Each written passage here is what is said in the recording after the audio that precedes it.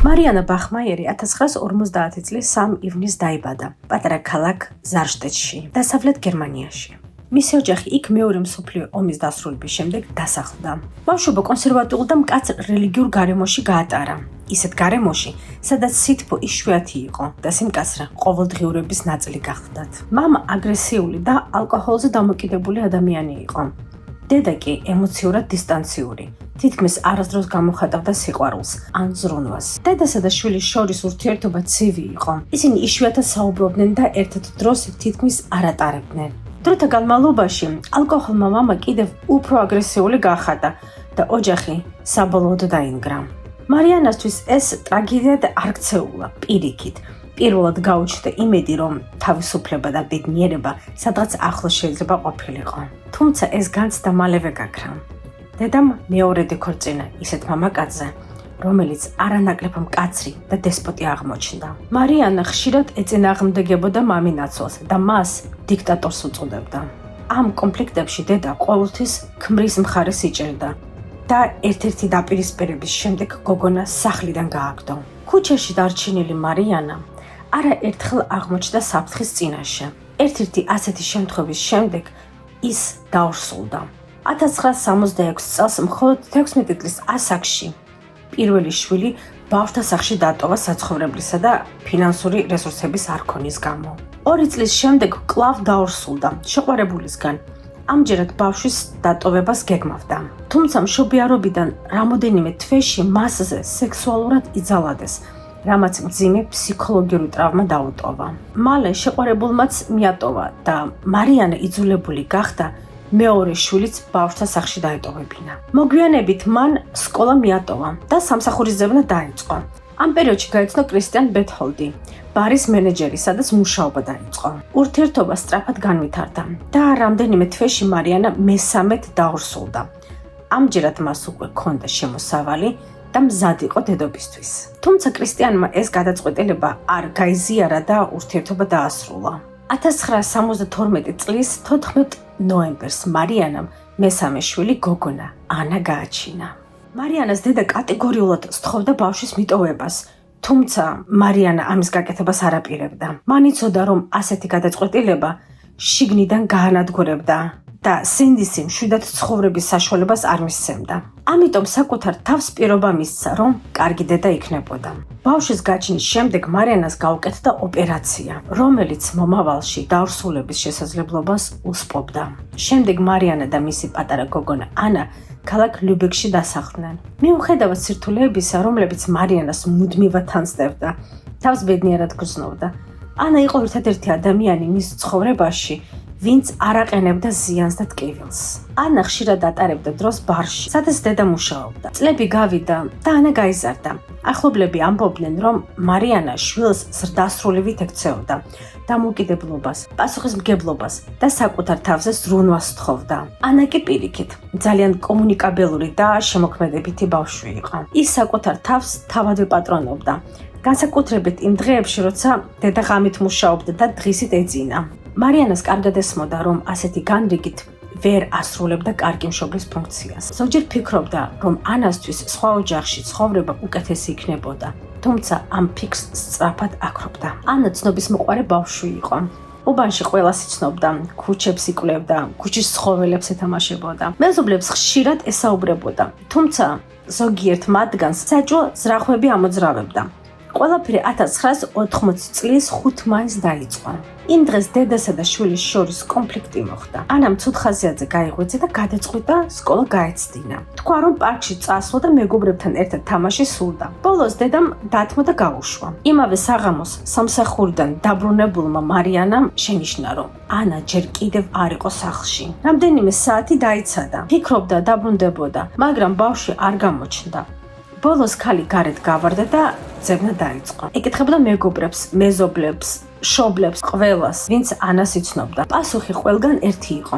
არავინ არაფერი იცოდა. როცა მიხვდა, რომ მარტო ვერაფერს იზავდა, პოლიციას მიმართა. მომდევნო დღეს პოლიციის განყოფილებაში სხვა აფურიაქებული ქალი მივიდა და განაცხადა, რომ მისი საქმრო პატარა გოგოს მკვლელობაში იყო დამნაშავე. გოგოსი, რომელიც ხანდახან მათ ბინაში კატებთან სათამაშოდ მიდიოდა. მსხვერპლის სახელი კი იყო ანა. პოლიციამ მალევე გაიგო, რომ საუბარი 35 წლის კლაუსზე იყო. სინდისმა შეაწუხა და ყველაფერი საცოლეს მოუყვა, რის შედეგადაც ძლიერ იჩხუბეს, ხოლო კლაუსი ბარში წავიდა დასალევად. ამ დროისთვის კლაუს გრაბოვსკის უკვე ჰქონდა სამართლებრივი წარსული. ადრე ის სასჯელს იხდიდა ორი გოგოს მიმართ სექსუალური ძალადობისთვის. ექსპერტიზამ დაადგინა, რომ მამაკაცის სექსუალური მიზიდულობა ჰქონდა არასრულწლოვანის მიმართ და პრაქტიკულად ვერ აკონტროლებდა საკუთარ ქცევას. დანაშაულის შემდეგ ხელისუფლებამ მას საკმაოდ საეჭვო რამ შესთავაზა. ქიმიური კასტრაცია სანაცვლოდ ვადამდე გათავისუფლება. კლაუს დიდხანს არ უფიქრია და პროცედურას დათანხმდა.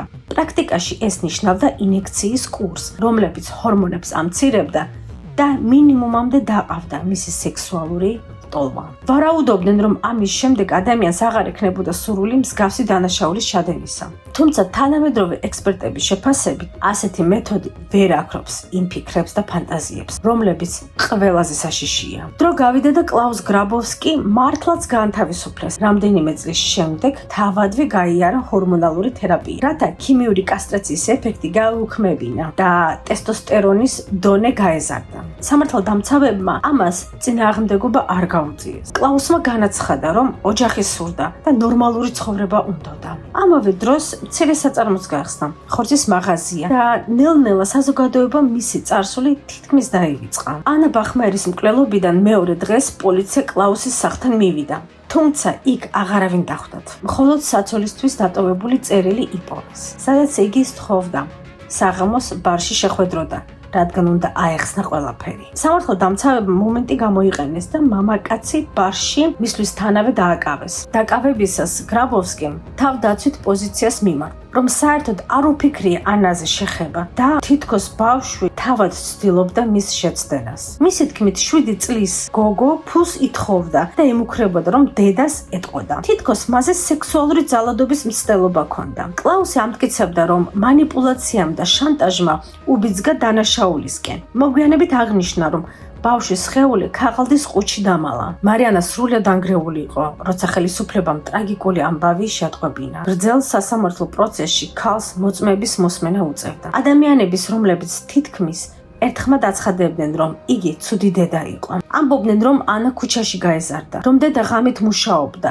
სახლში თითქმის არ ჩნდებოდა და ასეთ რამ ადრე თუ გვიან მოხდებოდა. ამ სიტყვებმა ქალი გააგიჟა, თუმცა ყველაზე დიდი შიში არც ეს იყო. ის ხედავდა, რომ ბრალდებულს ფსიქიკური დიაგნოზები იცავდა. დიაგნოზები, რომლებიც ტრადიციული ციხისგან გადაარჩენდა და შესაძლოა პასუხისმგებლობისგანაც გაეთავისუფლებინა. სისტემა იცავდა კაცს, რომელმაც მის შვილს ყველაზე სასტიკი რამ გაუკეთა. გრაბოვსკის ფარისევლური ჩვენებების მოსმენის შემდეგ მარიანა მხოლოდ ერთ გამოსავალს ხედავდა. შეიძინა იარაღი და რამდენიმე თვის განმავლობაში ჩუმად ვარჯიშობდა სროლაში. ისე რომ ოჯახის არც ერთ წევს არაფერი სცოდნოდა. ყველაფერს ზედმეტი ხმауრის გარეშე აკეთებდა. მიხვდა, რომ აღარ შეეძლო ბრალდებულის ტყუილების მოსმენა. 1991 წლის 6 მარტს დაახლოებით დილის 10 საათზე მარიანა ლიუბეკის ოლქის სასამართლოს დარბაზში შევიდა. ოდნავ დაეგვიანა. სახეზე არაფერი ეტყობოდა, არც შიში, არც აღელვება. ხელები ღია ფერის პალტოს ჯიბეებში ჰქონდა ჩამალული. ის კლაუსის უკან რამოდენიმე მეტრში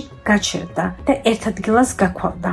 დარბაზში პროცესი ჩვეულ რეჟიმში მიმდინარეობდა. მან შეძლო სასამართლოში იტალიური წარმოების იარაღის ბერეტას შემოტანა და დღემდე უცნობია, როგორ მოახერხა უსაფრთხოების სისტემების თავის არიდება. ამ მომენტში დრო თითქმის რამდენიმე წამით გაჩერდა. შემდეგ კი მოულოდნელად გაისმა სროლის ხმა.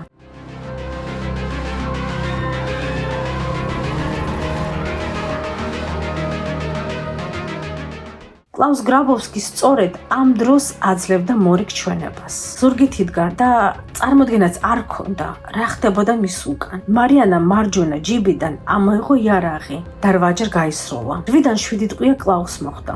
გრაბოვსკი თითქმის მაშინვე დაეცა. ზოგმა ამაში სიმბოლური მნიშვნელობის ძებნა დაიწყო. თითქოს ღვთის ძალა ჩაერია. 7 ტყვია. ზუსტად იმდენი, რამდენი წლისაც ანა იყო. მარიანას სახე არც ამ დროს შეცვლილა. გადაწყვეტილება უკვე მიღებული ჰქონდა. იგი არც გაქცევას ცდილობდა და არც წინააღმდეგობას უწევდა. დაცვის თანამშრომელმა მშვიდად დააკავეს. მალე გრაბოვსკისთან სასამართლოს ერთ-ერთი თანამშრომელი მივიდა და დაადასტურა, რომ იგი გარდაიცვალა. სწორედ მაშინ პირველად გამოჩნდა მარიანას სახეზე შვება. თუმცა ეს ისტორიის დასასრული არ ყოფილა. წინ კიდევ ერთი სასამართლო პროცესი ელოდა. ყველა, ვინც იმ პერიოდში მას ესაუბრა, ან უბრალოდ ნახა, ერთსა და იმავეს ამტკიცებდნენ. ქალი თითქოს სიზმარში იყო.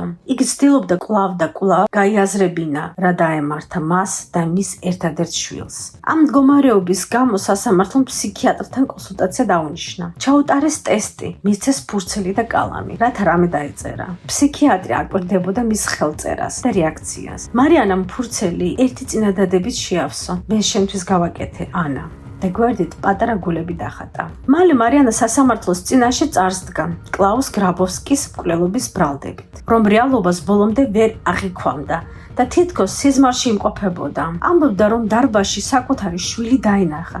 თითქოს გვერდით ჩაუარა. ბახმაიერმა სასამართლოში რამდენიმე ისეთი ფრაზაც თქვა, რომელიც მოგვიანებით მის წინააღმდეგ გამოიყენეს. ამტკიცებდა, რომ იარაღი საკუთარი თავის დასაცავად იყიდა. თუმცა დარბაზში მას არავინ დაუჯერა. ყველასთვის ნათელი იყო, რომ სროლისთვის იგი რამდენიმე თვის განმავლობაში ემზადებოდა. მარიანას საქმეზე საზოგადოებრივი აზრი ოდნავ გაიყო. ზოგი მას მხარეს უჭერდა და თვლიდა, რომ სამართლიანობა საკუთარ ხელში აიღო და დამნაშავეს თავისუფლების შანსი აღარ მისცა. სხვები კი პირიქით, მას დამნაშავედ მიიჩნევდნენ და აცხადებდნენ, რომ ქალს არ ჰქონდა უფლება სამართლიანობა საკუთარი ხელით აღესრულებინა. მას ცუდ დედასაც ეძახდნენ და ამბობდნენ, რომ ორი ბავშვი მიატოვა. 1983 წლის მარტში ხანგრძლივი მსჯელობის შემდეგ ნაფისმა მსაჯულებმა ბახმაიერს განაჩენი გამოუტანეს. ეს არ იყო განცვა მკვლელობა. უკანონო იარაღის ტარებასთან ერთად მარიანას ჯამში 6 წელი თავისუფლების აღკვეთა მიესაჯა.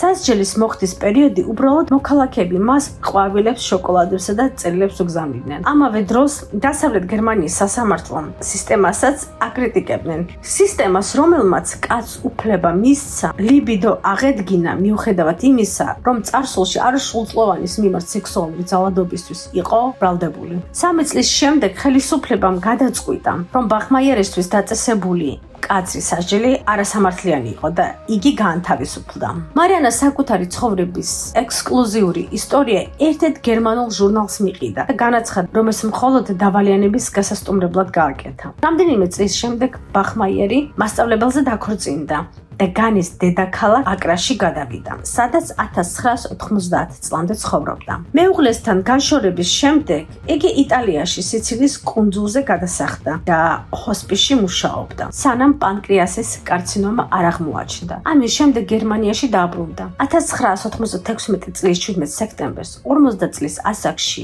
მარიანა ბახმაიერი ლიუბექსის ერთ-ერთ საავადმყოფოში გარდაიცვალა.